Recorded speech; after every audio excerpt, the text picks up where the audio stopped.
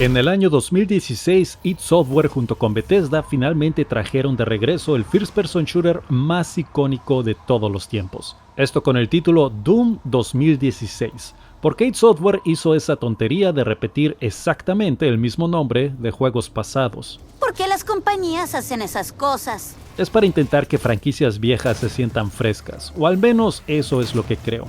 Doom 2016 tardó muchos años en salir después del último Doom, el cual había sido Doom 3 del 2004, del que ya hablamos en un episodio anterior. Vayan a verlo.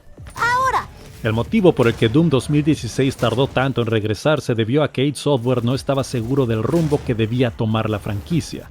Los títulos de Doom de los 90 eran de acción con pequeños elementos de horror, mientras que Doom 3 tuvo un brinco muy grande en su tono de horror.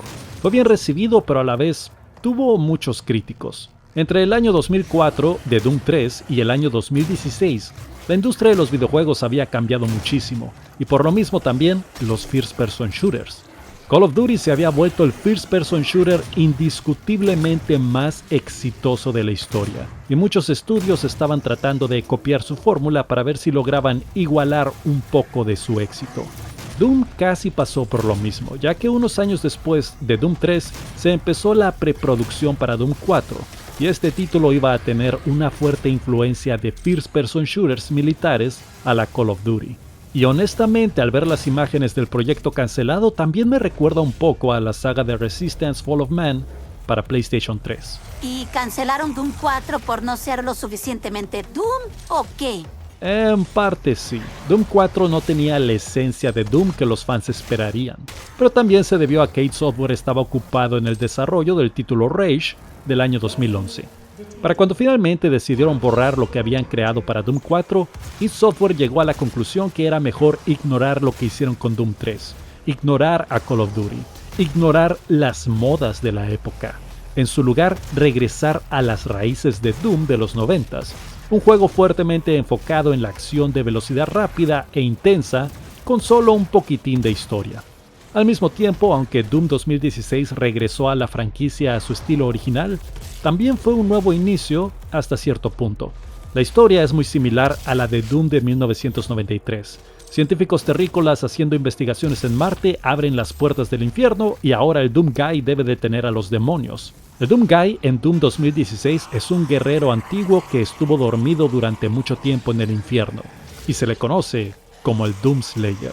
Oye, tú me habías dicho que la historia del Doom moderno era una secuela del Doom clásico. Sí, lo que pasa es que eso no lo descubrimos hasta Doom Eternal. Se supone que este protagonista es el mismo de Doom, Doom 2 y Doom 64. Así que realmente esta versión de la humanidad es una versión paralela de la que proviene nuestro personaje, una donde volvieron a cometer los mismos errores. Sin embargo, mismos errores principales, pero con algunas diferencias. Aquí los científicos terrícolas estaban tratando de extraer la energía del infierno, pero fueron traicionados por la doctora Olivia Pierce y todo se fue al diablo. Literalmente se fue al diablo. La parte interesante es que los de id Software sabían bien que una gran cantidad de fans de Doom tienen muy poco interés en la historia de estos juegos. Así que Doom 2016 casi no tiene cinemáticas. Es una de esas historias que tienes que descubrir por tu propia cuenta para entenderla, leyendo archivos en el mapa y armando las piezas poco a poco hasta tener una idea más clara de lo que realmente sucedió. O ver un video en YouTube que te lo explique. Sí, también está eso. Fue lo que yo hice en su época, de hecho. Personalmente yo no estaba tan interesado en la historia de Doom, pero sí disfruté la atmósfera. Sentí que el juego hizo un estupendo trabajo dándote una idea de lo que sucede en la historia, pero manteniendo el misterio. Lo que luego mandan al diablo con Doom Eternal, donde te explican cada detalle de la historia y el infierno deja de sentirse como un plano de existencia aterrador. Honestamente siento que Doom Eternal le quitó todo el misticismo al infierno de Doom.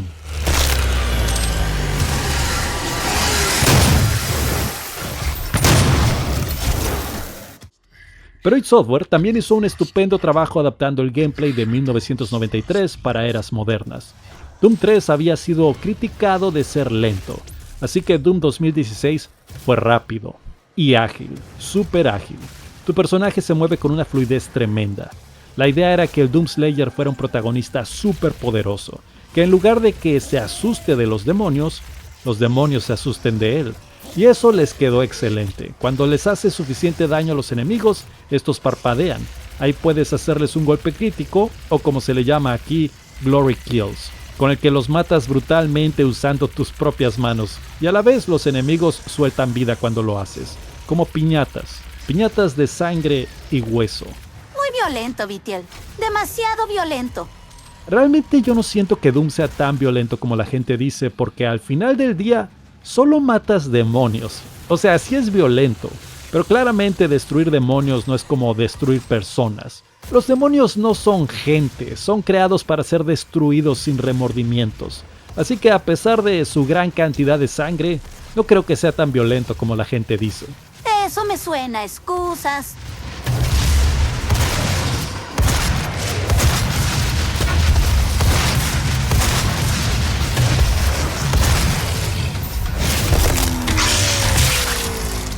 Doom 2016 fue uno de los first person shooters que hicieron que me metiera fuertemente a este género, y me tomó tiempo darme cuenta de a qué se debió, pero fue gracias a que mientras que títulos como Call of Duty se enfocan fuertemente en estar tras cobertura en lo que se recupera tu vida, títulos como Doom se tratan de estar moviéndote todo el tiempo aunque te lastimen, porque no te van a bajar toda la vida de un solo ataque, y puedes tomar medpacks a lo largo de los niveles. Esto incentiva a la jugabilidad rápida en lugar de promover esconderse tras paredes, aunque igual sí tendrás que hacerlo de vez en cuando, pero no tanto como en los first person shooters promedio de esa época. También algo que disfruté enormemente de Doom 2016 y juegos similares es que aquí no cargas solo 2 o 3 armas a la vez que debes estar intercambiando. Aquí, similar a la vieja escuela, puedes tener contigo todo el arsenal que hayas encontrado, dándote más libertad.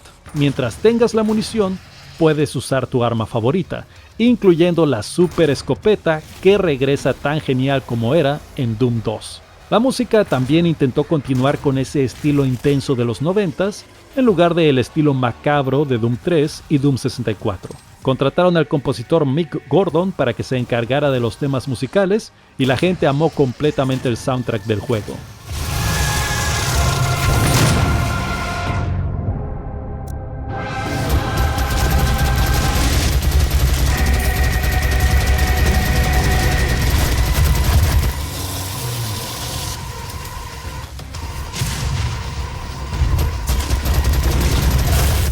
Honestamente a mí no me gustó tanto, prefiero su trabajo en Doom Eternal y sobre todo en Killer Instinct 2013, uno de los mejores soundtracks de juegos de peleas que existen.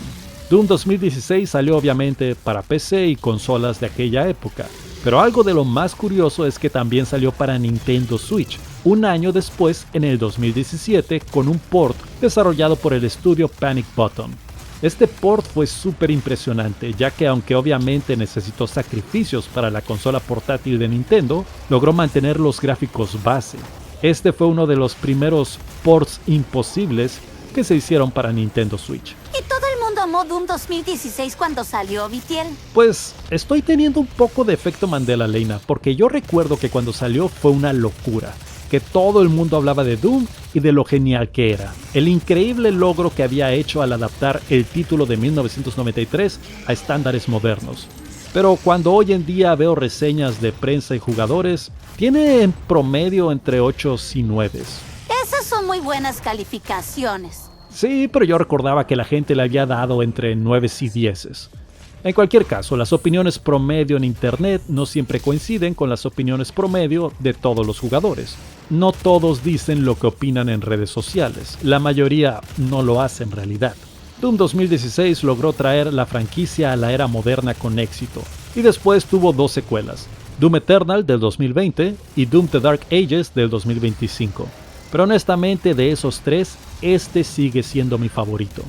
Pero de momento supongo que eso es todo por hoy. Síganme en mis redes sociales y nos veremos en otro episodio de Macro Obsesión. Hasta la próxima.